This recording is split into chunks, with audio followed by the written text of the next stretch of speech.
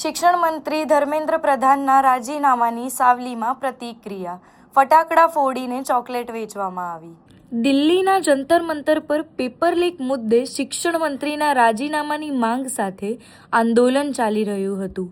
પરીક્ષામાં થયેલી ગેરરીતિઓ અને દેશભરમાં યુવાનોમાં ફેલાયેલા વ્યાપક રોષ વચ્ચે કેન્દ્રીય શિક્ષણ મંત્રી ધર્મેન્દ્ર પ્રધાનના રાજીનામાએ રાષ્ટ્રીય રાજકારણમાં હલચલ મચાવી દીધી છે.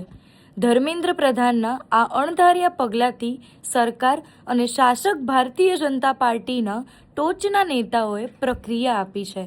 કેન્દ્ર સરકારે શિક્ષણ મંત્રીનું રાજીનામું સ્વીકાર્યું હતું.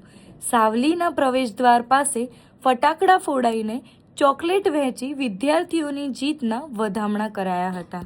આજ રોજ નીટની પરીક્ષાને લઈને જે જંતર મંતર પર વિદ્યાર્થીઓ આંદોલન કરી રહ્યા હતા, જેને લઈને આજે દેશના શિક્ષણ મંત્રી ધર્મેન્દ્ર પ્રધાને રાજીનામું આપ્યું, એ વાતને લઈને અમે સાવલી તાલુકાના વિદ્યાર્થીઓ અને નગરજનો ભેગા થઈને દારૂખાનું ફોડ્યું, મેલોડી ચોકલેટ વેચી અને ઘણા વર્ષો બાદ ભારતીય જનતા પાર્ટીમાં આ રીતે કોઈ પ્રધાનનું રાજીનામું લેવામાં આવ્યું અને આનંદ લાગી રહી છે.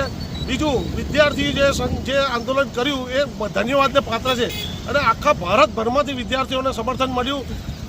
જે ભારતીય જનતા પાર્ટીના જે કાર્યકરો હતા એ વિદ્યાર્થીઓને આતંકવાદીઓને વિદેશથી નાણું મળે છે એવી બધા આક્ષેપો કરતા હતા, જેને લઈને બી કેન્દ્ર સરકારે આજે એ આક્ષેપોનો બી નિકાલ કર્યો કે એમને કોઈ ફંડ કે આવી કોઈ પ્રવૃત્તિમાં લોકો વિદ્યાર્થીઓ જોડાયેલા નથી, જેને લઈને અમે લાગણી અનુભવીએ છીએ અને દારૂખાનું ફોડી મેળવેલી ચોકલેટો ખવડાવી અને લોકોને ખુશી વ્યક્ત કરી છે.